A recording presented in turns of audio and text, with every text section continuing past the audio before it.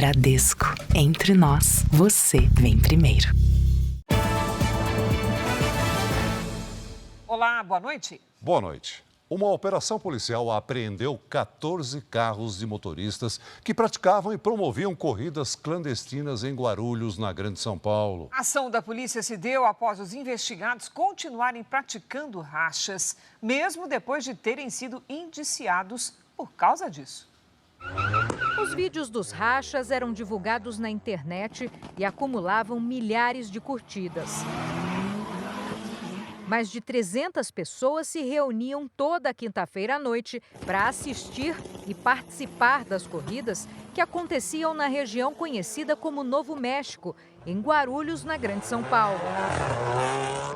Na operação de hoje, 14 carros de motoristas investigados foram apreendidos. Há um mês, a polícia já tinha indiciado os participantes das corridas, mas eles continuavam marcando os encontros através de um grupo de mensagens e pelas redes sociais. Pessoas sem qualquer responsabilidade que fazem a adulteração no seu carro para alcançarem velocidades absurdas em locais impróprios. Continuaram a prática do crime, como se debochando da justiça.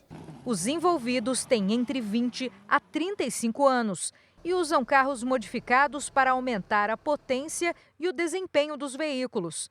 Alguns são avaliados em quase R$300 mil. O resultado da análise vai ser anexado ao processo criminal a que os indiciados respondem na justiça. Veja agora outros destaques do dia. Governo vai congelar 15 bilhões em despesas para cumprir arcabouço fiscal. Brasileiros com destino à Europa são presos com drogas no corpo no aeroporto de Guarulhos. Comanda de bar mostra que jovens consumiram álcool antes de acidente que matou um motorista em São Paulo. Presa quadrilha que alugava carro e depois furtava o veículo de locadora. Nicolás Maduro diz que Venezuela poderá enfrentar guerra civil caso não seja reeleito. E a expectativa para o primeiro discurso de Donald Trump depois do atentado.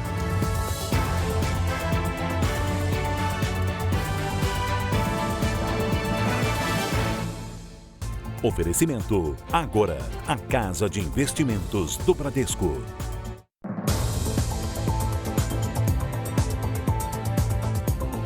O médico foi alvo de uma operação da Receita Federal hoje em São Paulo. Ele é suspeito de contrabandear o medicamento Mounjaro, indicado para o controle do diabetes, mas também é usado para emagrecimento. Os kits do medicamento estavam armazenados na geladeira da clínica. 30 canetas novas e 70 parcialmente usadas foram apreendidas. Essa ação ela começa lá no aeroporto de Guarulhos com a identificação de 3 viajantes. Que tinha uma documentação que remetia a esse local aqui, e aparentava que era feita a venda desses medicamentos aqui, medicamentos que não podem ser importados dessa forma. Os 3 viajantes voltavam de Dubai, nos Emirados Árabes Unidos, no mesmo voo, e traziam na bagagem o medicamento Mounjaro, à base de tirzepatida, substância indicada para o diabetes tipo 2, mas que também é usada para a perda de peso. Segundo a investigação, eles conseguiram comprar o remédio com receitas de um médico nutrólogo de São Paulo. Cada viajante estava com 15 kits com 4 ampolas, suficientes para o tratamento em geral de um mês de 15 pessoas. De acordo com a Receita Federal, no aeroporto eles falaram que o medicamento era para uso próprio, mas as quantidades eram incompatíveis.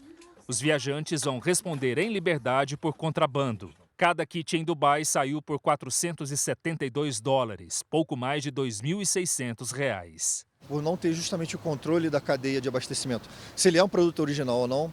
E mesmo se fosse original, ele não foi trazido da forma usual e que se deve transportar ele. No Brasil, o comércio do Mounjaro ainda não está liberado. A Anvisa registrou o produto em setembro do ano passado, mas por enquanto ele só pode entrar no país através de importadoras autorizadas. E o interessado deve apresentar documentos que comprovem o uso pessoal. Ao investigar o caso em São Paulo, a Receita Federal descobriu nas redes sociais do médico diversas postagens sobre o tratamento com o medicamento e imagens do produto estocado na clínica, o que é proibido. Em consulta aos sistemas da Receita Federal, os auditores verificaram que nenhuma das 2 clínicas do médico em São Paulo é habilitada para operar no mercado exterior. Também não foi encontrada nenhuma aquisição legal do Mondiaro ao analisar notas fiscais em nome do profissional. Um outro indício, segundo a Receita Federal, de que o medicamento entrou no Brasil de forma clandestina. Tentamos falar com o médico num dos endereços dele, mas o porteiro do prédio disse que ele não poderia nos atender. Também procuramos a defesa do nutrólogo, mas não tivemos resposta. Não foi possível completar a sua ligação. A Receita Federal vai fazer uma representação junto ao Ministério Público Federal contra o médico pelo crime de contrabando. Em São Paulo, a Polícia Federal prendeu 5 pessoas que tentaram embarcar para a Europa com cocaína escondida no corpo. Em muitos casos, as chamadas mulas do tráfico engolem as drogas e precisam de atendimento médico, o que gera altos custos ao sistema público de saúde. No Aeroporto Internacional de São Paulo, em Guarulhos, o scanner corporal é uma ferramenta importantíssima para o trabalho dos policiais federais que atuam no combate ao tráfico internacional de drogas. Só nesta quarta-feira, o equipamento ajudou a prender 5 brasileiros que tentavam embarcar para a França com drogas, as chamadas mulas. Entre os detidos, uma mulher que havia engolido quase 1 quilo de cocaína em 58 cápsulas. Outras 3 mulheres presas carregavam 9 quilos de cocaína numa faixa fixada ao corpo. E um 5º suspeito também foi detido com drogas que havia engolido. Em casos como este, quando os suspeitos são flagrados com drogas no estômago, eles são encaminhados aqui para o Hospital Geral de Guarulhos para que a substância seja retirada do organismo. De janeiro a junho deste ano, mais de 90 pessoas foram presas no Aeroporto Internacional de São Paulo praticando esse tipo de crime. A média é de 15 flagrantes a cada mês. A Polícia Federal, assim que identifica uma mula do tráfico, e principalmente quando ela ingere essa cápsula, imediatamente tomamos todas as providências até para preservar a vida dessa mula. Um rompimento, um vazamento de uma cápsula dessa de droga pode ocorrer a morte instantânea. Os procedimentos realizados para preservar a vida desses suspeitos têm um custo de tempo e dinheiro ao sistema de saúde público. Os presos foram apresentados à Justiça Federal e devem responder pelo crime de tráfico internacional de drogas. Uma operação da polícia desarticulou uma quadrilha especializada em furtar e clonar carros de locadoras de automóveis no Rio de Janeiro. Segundo as investigações, veículos e peças eram revendidos no Brasil e no exterior. Os agentes fizeram buscas em mais de 20 endereços na zona oeste do Rio de Janeiro. Nesta casa, diversas peças foram encontradas. Os alvos são suspeitos de envolvimento em uma quadrilha especializada em furtar carros de luxo de locadoras de automóveis para revenda em outros estados e no Paraguai. Segundo a polícia, ao alugar o carro, o grupo instalava um rastreador e fazia uma cópia da chave. O automóvel era devolvido para a locadora e passava a ser monitorado. Assim, quando era alugado por outra pessoa, os criminosos podiam furtar, clonar e revender o veículo. E uma parcela também que nós conseguimos identificar foi o fornecimento desses carros para a milícia da Zona Oeste. As investigações mostraram que pelo menos 42 carros de luxo foram furtados e clonados pela quadrilha, provocando um prejuízo de mais de 4 milhões de reais. Parte dos veículos clonados era negociada pela internet. E, em alguns casos, os compradores sabiam da procedência ilícita dos automóveis. Nesses casos, veículos no valor de 120, 130 mil reais eram comerciados ali a 15, 20 mil reais. Ao todo, 7 mandados de prisão foram cumpridos. Motos, carros e documentos que estavam com os investigados foram apreendidos. Durante a ação, a mãe de uma das pessoas detidas também foi presa em flagrante por porte ilegal de arma de fogo. A defesa dos suspeitos não foi localizada. 7 pessoas já foram ouvidas na investigação que apura a morte de um empresário num bairro de casas de luxo em São Paulo. A polícia já sabe que ele não guardava dinheiro em casa. Fábio, sobrinho do empresário, prestou depoimento por 2 horas no Departamento de Investigações Criminais. Ele saiu sem falar com a imprensa. O tio dele, Carlos Alberto Felite, de 77 anos, foi encontrado morto ontem na garagem da casa onde morava, no Jardim Europa, em São Paulo. Depois de tentar contato com o tio por uma semana, Fábio decidiu chamar a polícia. O corpo do idoso estava coberto por um tapete e com sinais de violência. A polícia já sabe que o pedaço de madeira achado na casa foi usado para atacar o empresário. O desaparecimento do carro dele reforça a tese de um latrocínio, roubo seguido de morte. A polícia descartou a hipótese inicial de que o empresário teria vendido o imóvel por 3,5 milhões de reais e guardado o dinheiro em casa. Mas essa informação falsa pode ter motivado o crime. Um documento obtido pelo Jornal da Record mostra que Carlos Alberto herdou o imóvel da mãe.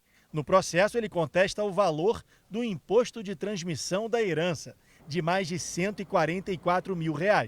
A venda da casa teria sido uma forma de quitar o imposto e uma dívida de IPTU.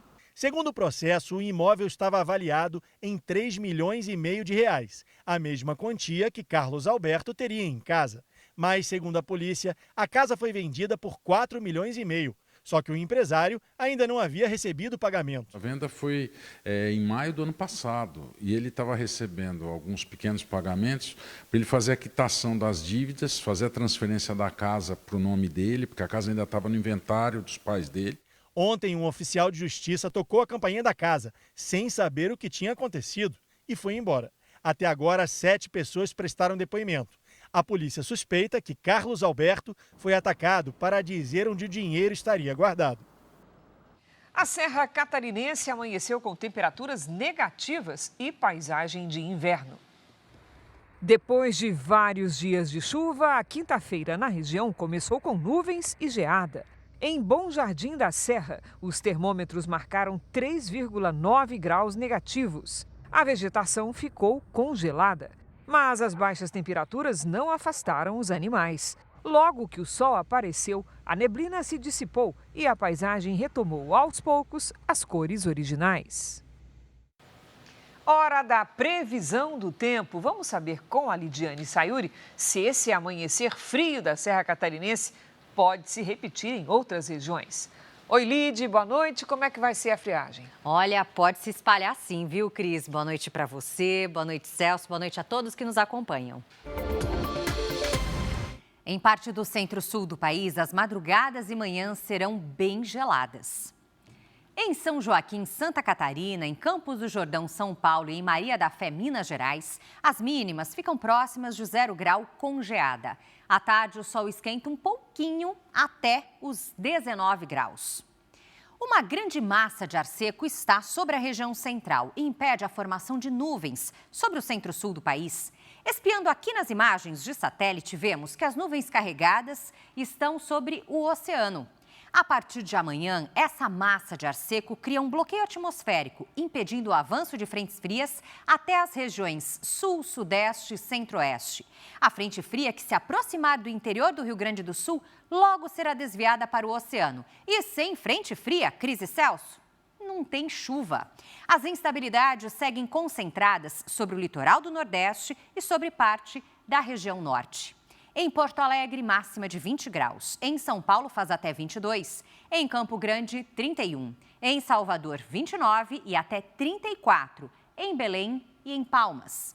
Hora do Tempo Delivery. Você já participou? Aqui você pede e a gente responde. A primeira mensagem é do Nereu, de Ji-Paraná, Rondônia. Oi, Nereu. Prepare o protetor solar e beba bastante água, porque no fim de semana o sol vai torrar. Na sexta, os termômetros marcam até 36 graus. No sábado e no domingo, as máximas chegam aos 37. A umidade do ar fica abaixo dos 20% nas horas mais quentes do dia.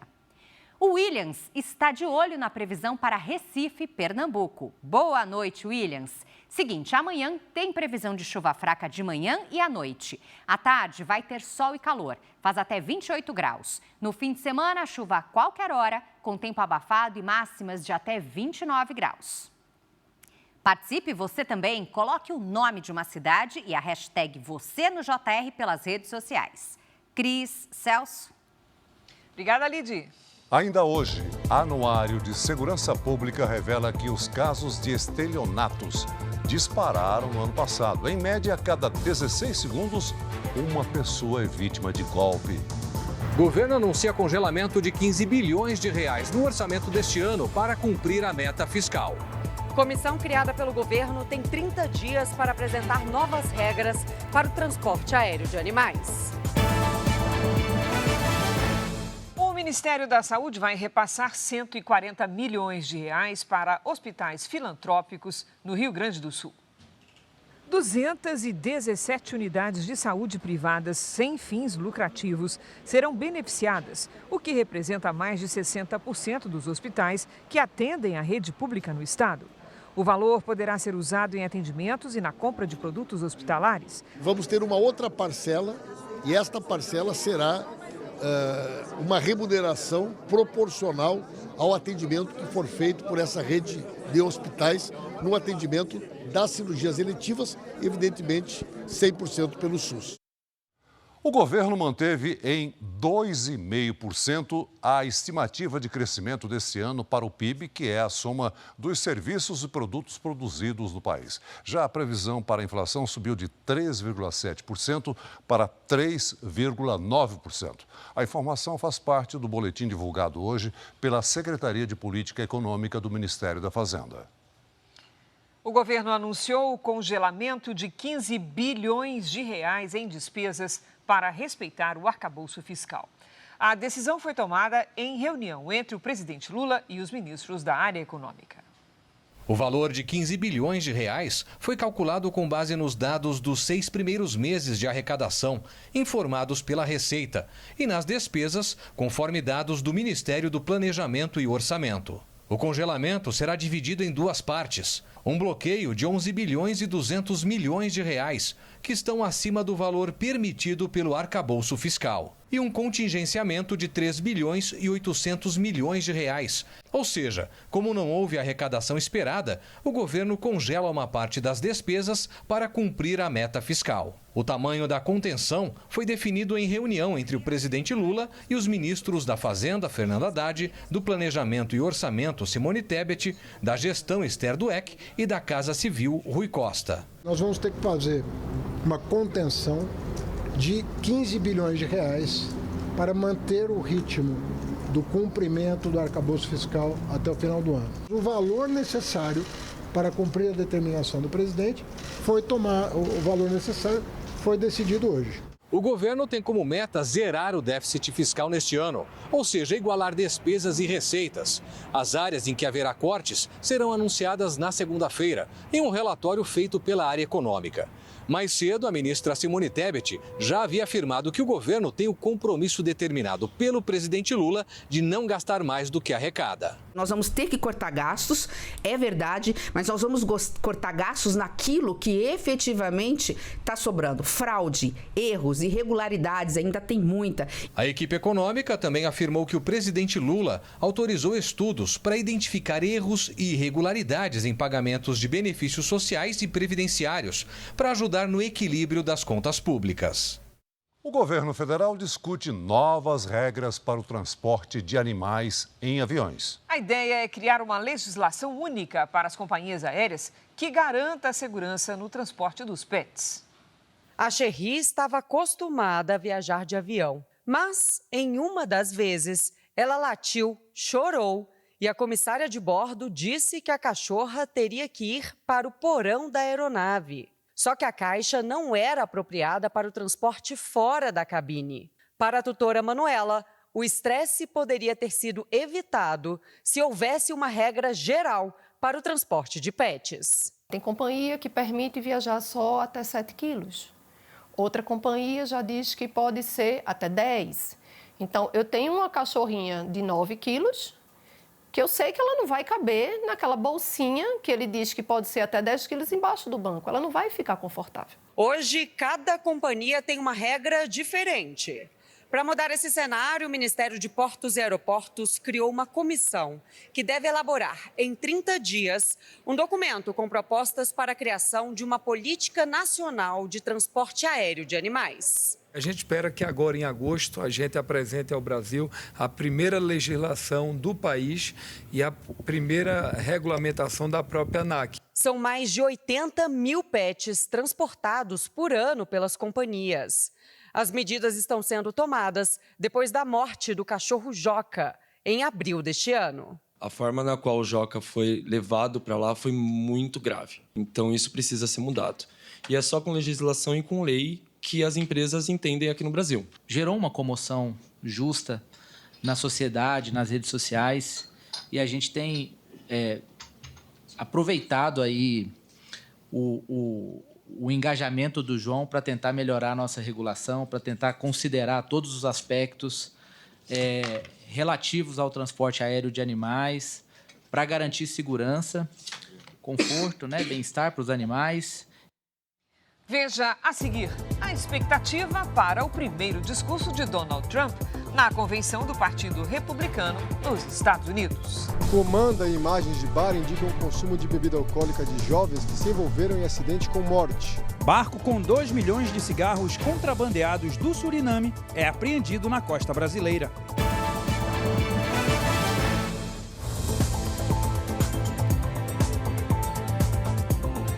Os jovens que se envolveram na colisão que terminou com a morte de um motorista de aplicativo passaram 5 horas num bar antes do acidente. Novas imagens mostram o grupo no local. Os amigos Felipe e Gustavo chegaram às 8h33 da noite neste bar em Guarulhos, na Grande São Paulo. Felipe está com blusão de capuz preto, Gustavo usa boné. A câmera do local mostra os dois bebendo e fumando narguilé. Eles estão com outros amigos. As comandas revelam que ao longo de quase 5 horas, o grupo comprou 2 garrafas de vodka e uma de licor. Drinks que, misturados a energéticos, aparecem na mão dos 2 rapazes. À 1h25 da madrugada, Felipe e Gustavo deixam o local. Felipe entrega a chave do carro para o amigo. Atrás deles, as 2 moças que estavam no veículo. Minutos depois, o carro deles invadiu a contramão em alta velocidade e atingiu o de Edinaldo de Souza Mendes, de 41 anos. O motorista de aplicativo morreu no hospital. Nós estamos tentando lidar da melhor maneira possível, mas essa dor vai ser para a vida. Meu pai tinha só 41 anos. Felipe Malheiro, de 21 anos, se apresentou à Polícia Militar como motorista. Mas as imagens mostraram que era Gustavo Cardoso, de 19, quem estava ao volante. Ele aparece de camiseta branca e não tem habilitação. Os 2 foram indiciados por homicídio com dolo eventual, quando se assume o risco de matar. Felipe também vai responder por fraude processual. A polícia agora aguarda o laudo necroscópico para saber a causa da morte da vítima e a perícia das imagens do local do acidente para determinar a velocidade do carro que estava na contramão. Segundo o delegado responsável pelo caso, ao fim da investigação, ele deve pedir a prisão preventiva de Felipe e de Gustavo. Eu vejo que estão, sim, preenchidos todos os elementos da prisão preventiva. Ainda tem algumas coisas a serem produzidas, algumas imagens a serem evidenciadas, mas a conduta tanto do Gustavo quanto do Felipe durante a investigação policial, sem dúvida, foi de tentativa de fraudar a verdade dos fatos e de obstruir mesmo o trabalho da Polícia Civil, da Polícia Militar, na condução e na investigação cabal dos fatos. Um barco foi apreendido em alto mar pela Polícia Federal e pela Marinha, com quase 2 milhões de maços de cigarros contrabandeados do Suriname. 6 pessoas foram presas. A carga estava neste barco a cerca de 400 quilômetros do litoral do Amapá. No total, 4 mil caixas com cigarros eram contrabandeadas na embarcação. Segundo as investigações, os cigarros saíram do Suriname e tinham como destino o estado da Bahia.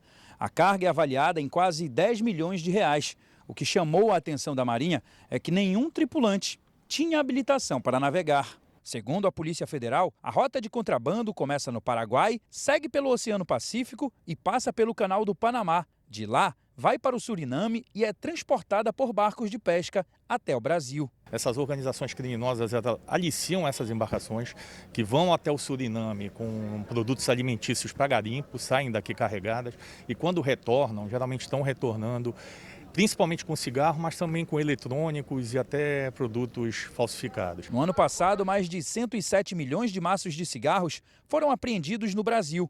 Só no Pará, mais de 1 milhão e 100 mil maços ilegais foram tirados de circulação. Os cigarros apreendidos não têm selo da Anvisa. A pena para o crime de contrabando pode chegar a 5 anos de prisão. O Brasil registrou queda nos crimes de mortes violentas no ano passado. Este é o menor índice desde 2011. Mas os estelionatos dispararam. Foram quase 2 milhões de casos em 2023. Uma média de um golpe a cada 16 segundos. Os dados foram divulgados hoje pelo Fórum Brasileiro de Segurança Pública. Os criminosos que se passaram por funcionários do banco tinham todos os dados pessoais do seu Valdeci. Deu o nome do meu pai, o nome da minha mãe, meu endereço, tudo. E eu falei, não tinha como ser um golpe, né? Em uma conversa convincente, os criminosos disseram que havia compras aprovadas no cartão de crédito e movimentações na conta que ele desconhecia. Ainda falaram que o ideal seria fazer uma operação chamada proteção de conta. O saldo sairia da conta dele, mas seria devolvido. O chefe de cozinha fez um Pix de R$5 mil para uma conta e nunca mais viu o dinheiro. Eu tinha uma reservinha guardada para uma precisão, estava na poupança e era para mim, para uma precisão, comprar um remédio, que eu tenho um problema de saúde, né? Dados do Anuário da Violência, divulgados hoje pelo Fórum Brasileiro da Segurança Pública, mostram que esse é um crime cada vez mais comum no Brasil. De acordo com o estudo, enquanto os roubos de rua diminuem, os estelionatos crescem. Nos últimos 5 anos, o aumento no número de casos foi de 360%. Entre 2022 e 2023, o Brasil registrou um golpe a cada 16 segundos. O crime patrimonial é uma das modalidades de crime, de violência, que mais afeta a sensação de segurança das pessoas e, mais diretamente, o seu patrimônio. Além do crescimento dos crimes praticados por estelionatários, o anuário registrou um aumento de 6,5% no número de estupros. Foram quase 84 mil casos registrados em 2023, um crime a cada 6 minutos. As vítimas são, na maioria, meninas, negras, de até 13 anos. Já o índice de mortes violentas caiu 3,4% e atingiu o menor índice da série histórica desde 2011. Foram registradas 46.328 mortes violentas no ano passado. Para quem foi vítima no ambiente digital, fica o receio toda vez que recebe uma ligação. Hoje eu tenho até medo de telefone desconhecido. É muito complicado. Em São Paulo, a Justiça suspendeu o sigilo do processo do acidente causado por Fernando Sastre Filho. Ele dirigia o veículo de luxo que, em março desse ano, bateu no carro de aplicativo e provocou a morte do motorista. Esta perícia, feita pelo Instituto de Criminalística em 25 de abril, mostra bem a violência do impacto do carro de luxo dirigido por Fernando Sastre Filho na traseira do veículo onde estava o motorista de aplicativo Ornaldo Viana. De acordo com o laudo, depois do impacto, os dois carros só pararam a 53 metros de distância. O documento faz parte do inquérito policial que apurou as circunstâncias do acidente que matou Ornaldo. No dia 11 deste mês, o Ministério Público enviou ofício à Justiça pedindo a retirada do segredo de justiça. Hoje, o juiz Roberto Zanichelli Sintra determinou o fim do sigilo. O inquérito traz ainda a análise feita pelo fabricante do carro de luxo no controle de estabilidade. Foi esta vistoria que permitiu afirmar que, na hora da batida, Fernando Sastre Filho dirigia a 136 km por hora. No mesmo laudo, o fabricante informa à polícia que encontrou um escapamento não original acoplado ao motor, implicando em aumento de ruído e potência. O inquérito policial aberto no dia 1º de abril, um dia depois do acidente, tem pouco mais de 2.000 páginas com depoimentos, laudos, fotos e vídeos que serviram de base para os 3 pedidos de prisão contra Fernando Sastre Filho. O jovem está preso desde 11 de maio em Tremembé, interior de São Paulo. Ele é réu por homicídio com dolo eventual, quando se assume o risco de matar, e lesão corporal gravíssima. No próximo dia 2, Fernando será interrogado pela Justiça.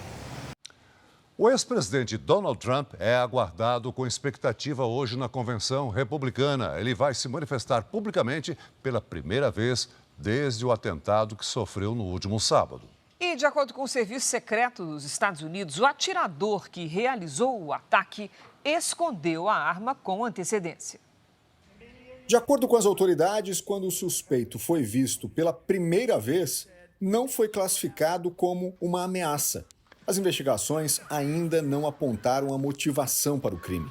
Hoje, um novo vídeo do dia do atentado foi divulgado e mostra um jovem caminhando próximo ao comício, com roupas parecidas como as do atirador Thomas Crooks. A gravação é de minutos antes do ataque a Donald Trump.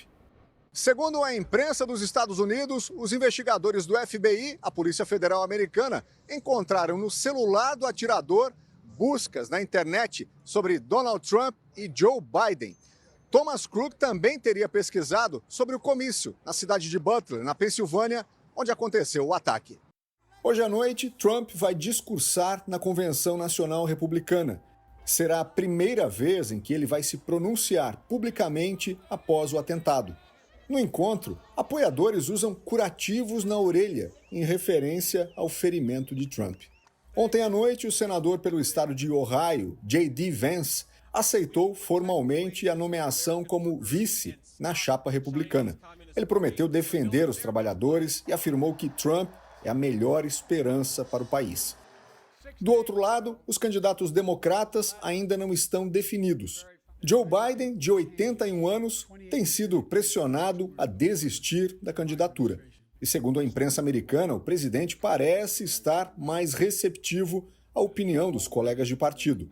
Hoje, o jornal Washington Post publicou que o ex-presidente Barack Obama, de quem Biden foi vice, teria demonstrado preocupação a aliados. Desde ontem, o presidente cancelou compromissos para se tratar da Covid-19, doença que foi confirmada pela Casa Branca. Hoje, uma nova pesquisa de intenções de voto revelou que Donald Trump abriu vantagem em relação a Joe Biden. O nosso correspondente Vandrei Pereira tem os detalhes ao vivo. Olá, Vandrei, boa noite. Cris, Celso, muito boa noite a todos. O levantamento foi feito pela CBS News, depois da tentativa de assassinato. 52% dos eleitores afirmam que votariam em Trump e 47% no atual presidente. Na pesquisa anterior, o republicano tinha 50% das intenções de voto contra 48% de Biden. Na Pensilvânia, onde aconteceu o ataque, familiares e amigos prestaram homenagens ao homem que foi morto pelo atirador ao proteger a família dos tiros no último sábado. Uma fila se formou no local da despedida. O funeral do bombeiro Corey Comparatori, que era apoiador de Donald Trump, será amanhã. A viúva afirmou que recebeu um telefonema de Trump e que o candidato foi gentil. Cris, Celso. Obrigada, Vandrei. A comunidade judaica relembrou hoje os 30 anos do atentado contra a Associação Israelita Argentina em Buenos Aires. Conflitos que há anos têm atravessado fronteiras e se ampliaram com a guerra contra o Hamas. A imagem mostra o momento em que um drone atinge o carro de um dos comandantes de um grupo terrorista aliado do Hamas no Líbano. Em outra região no país, a morte foi de um integrante do Hezbollah. Autoridades declararam que os dois eram responsáveis por ordenar bombardeios contra Israel. Ataques ao povo israelense por parte de grupos terroristas não começaram com a guerra contra o Hamas. Há décadas, a comunidade judaica tem sido alvo de atentados pelo mundo. Um dos mais letais aconteceu há 30 anos na Argentina. Em 18 de julho de 1994, uma van com bombas explodiu na frente do prédio da sede da AMIA, uma associação judaica. 85 pessoas morreram e 300 ficaram feridas. O atentado é atribuído ao Irã, que nega envolvimento. 3 décadas depois, ninguém foi punido. Ontem à noite, o presidente Javier Milei afirmou que vai propor um projeto que permitirá o julgamento à revelia dos suspeitos de participação no ataque. Hoje, um ato em Buenos Aires homenageou as vítimas no mesmo horário do atentado. Este pesquisador diz que o importante é evitar novos ataques. Precisamos ir atrás de células terroristas nas fronteiras, ele alerta, numa referência aos países da América do Sul. O presidente Javier Milei demitiu o subsecretário de Esportes depois que ele cobrou um pedido de desculpas dos jogadores da seleção argentina. Julio Garro afirmou que Lionel Messi e outros atletas deviam se retratar pelos cantos racistas contra os jogadores da França. O subsecretário se referia ao vídeo gravado durante as comemorações pela conquista do título da Copa América. A letra diz que os atletas da seleção francesa, na verdade, são da África.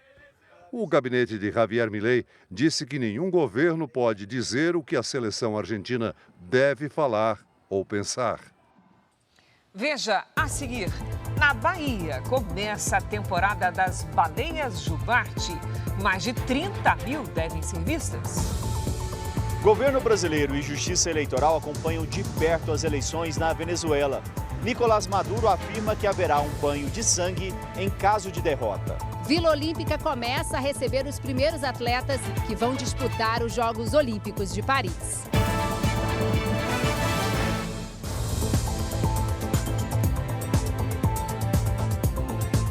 Nicolás Maduro disse que a Venezuela pode enfrentar uma guerra civil caso ele não vença as eleições do dia 28 de julho. O Tribunal Superior Eleitoral do Brasil vai enviar 2 observadores para acompanhar o pleito no país vizinho. O TSE chegou a anunciar que não enviaria representantes para as eleições na Venezuela, depois de Maduro impedir a entrada de observadores europeus. O tribunal voltou atrás e vai enviar 2 observadores para acompanhar o pleito venezuelano no próximo dia 28. O Ministério das Relações Exteriores já foi informado pelo TSE da decisão. O Itamaraty considera a medida positiva e acompanha todo o processo de perto. Nicolás Maduro está no poder desde 2013 e busca o 3º mandato de 6 anos. As 2 últimas eleições na Venezuela não foram consideradas transparentes na avaliação de órgãos internacionais. Em Caracas, capital venezuelana, Maduro disse que haverá banho de sangue caso ele não vença as eleições. O destino de Venezuela no século XXI depende de nossa vitória. El 28 de julio, si no quieren que Venezuela caiga en un baño de sangre, en una guerra civil fratricida, producto de los fascistas, garanticemos el más grande éxito, la más grande victoria de la historia electoral de nuestro pueblo. O candidato da oposição, o ex-diplomata Edmundo Gonzalez, aparece nas pesquisas com uma ampla vantagem. Ele foi o escolhido depois que Corina Iores e Maria Corina Machado foram impedidas de concorrer pela justiça venezuelana. Maria Corina denunciou que ela e os assessores sofreram hoje uma tentativa de atentado. Os 2 carros foram vandalizados e mangueiras de freios chegaram a ser cortadas, segundo ela. Claramente atentado a la vida de quienes utilizamos estos vehículos. Esto está pasando aquí hoy, a 10 días de la elección presidencial del 28 de julio, pocas horas después de que fue secuestrado nuestro jefe de seguridad, Nilciades Ávila. Desde o início da campanha eleitoral, dezenas de opositores de Maduro foram presos e ao menos 5 candidatos contrários ao regime tiveram seus registros barrados pela justiça do país. A Justiça Federal de Curitiba decretou a prisão de Renato Duque, ex-diretor da Petrobras, por crimes investigados pela Operação Lava Jato. As penas somam 98 anos de prisão por corrupção e lavagem de dinheiro. Duque foi condenado por receber cerca de 2 milhões de dólares de propina de um empresário para efetivar contrato com a Petrobras para a instalação de duto submarino que leva petróleo para instalações da estatal. O dinheiro foi pago em imóveis e obras de arte. O ex-diretor foi condenado em 2018 pela 13ª Vara Federal de Curitiba.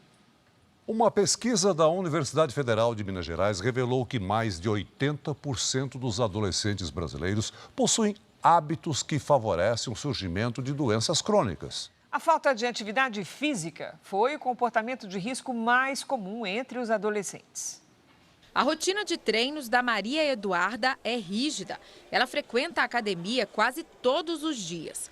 Um hábito adquirido na adolescência que ela pretende manter no futuro. A minha mãe sempre me incentivou. Migrei mais para a musculação e hoje em dia estou aqui. E eu também pratico bastante corrida. Incentivar a mudança de hábitos é um desafio até para quem trabalha na área da saúde e do esporte. É importante a gente entender a realidade desse adolescente e propor atividades que sejam para eles fáceis de executar num período em que ele tem mais disponibilidade. Uma pesquisa da Universidade Federal de Minas Gerais revelou que mais de 80% dos adolescentes brasileiros possuem hábitos que favorecem o surgimento de doenças crônicas não transmissíveis.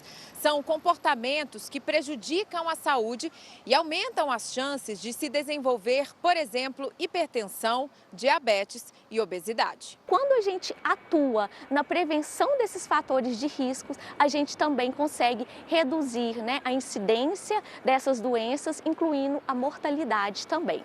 O estudo usou dados da Pesquisa Nacional de Saúde do Escolar, com a participação de mais de 120 mil adolescentes de 13 a 17 anos de todas as regiões do país. De acordo com o levantamento, o fator de risco mais comum entre os adolescentes foi a falta de atividade física, seguido por ingestão irregular de frutas e vegetais.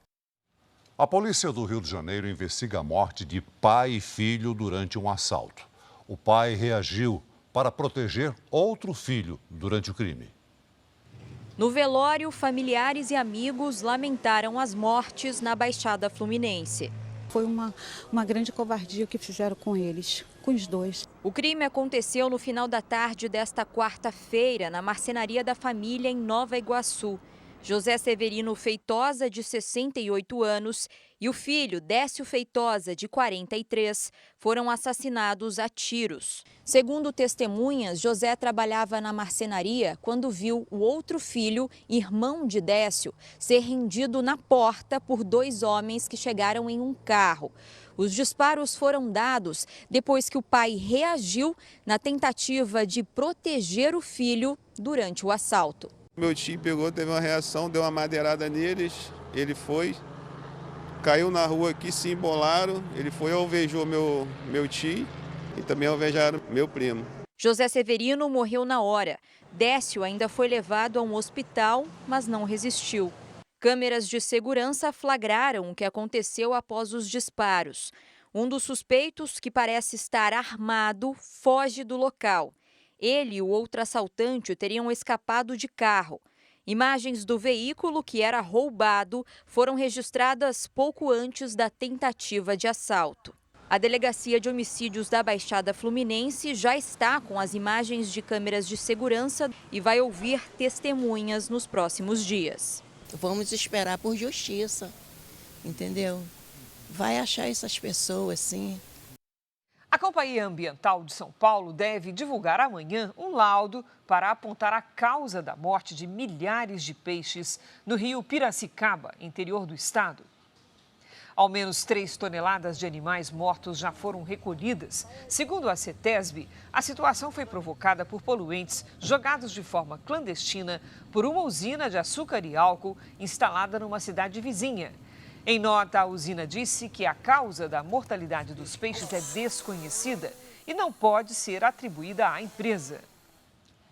A temporada de avistamento de baleias jubarte começou essa semana no litoral da Bahia. Para fugir das águas frias da Antártida nesta época do ano, mais de 30 mil baleias devem circular pela costa brasileira nas próximas semanas. É do alto do Farol da Barra, cartão postal de Salvador, que baianos e turistas conseguem apreciar a beleza de umas simpáticas visitantes, as baleias jubarte. De julho a novembro, elas costumam vir para cá para amamentar e se reproduzir. E a cada ano a população de baleias aumenta, o que faz crescer também o número de visitantes. De 2022 para 2023, a quantidade de turistas de observação de baleias cresceu 400% em Salvador. Só no ano passado, 800 pessoas conseguiram ver de perto este animal. Quase 200 baleias foram vistas, uma média de 7 por observação, seja assim do alto do farol ou de dentro de um barco. Isso vai fomentando toda uma cadeia turística, hotel, restaurante, taxistas. Então é mais um atrativo para Salvador, que é o Salvador das Baleias. Durante a visita, as baleias costumam se aproximar das praias e dos barcos, mas por serem grandes, em média com 16 metros de comprimento e 40 toneladas de peso, a legislação brasileira limita o contato por segurança. É proibido mergulhar com as baleias e a distância mínima de aproximação é de 100 metros, o suficiente para garantir um belo espetáculo. Uma delícia isso aqui, muito bom. O Tribunal Superior Eleitoral divulgou hoje os limites de gastos nas campanhas eleitorais desse ano. Os valores variam de acordo com a população de cada cidade. Em São Paulo, por exemplo, o maior colégio eleitoral do país, um candidato a prefeito pode gastar até 67 milhões de reais no primeiro turno e contratar até 9.592 funcionários para a campanha. Já os candidatos a vereador têm como limite gastos de até 4 milhões e 77 mil reais. Nas eleições municipais desse ano, o Brasil vai ter 155.912.680 eleitores aptos a votar, 5,4% a mais do que em 2020. A capital francesa reforçou a segurança para a chegada dos primeiros atletas à Vila Olímpica. A cerimônia de abertura vai ser na sexta-feira da semana que vem.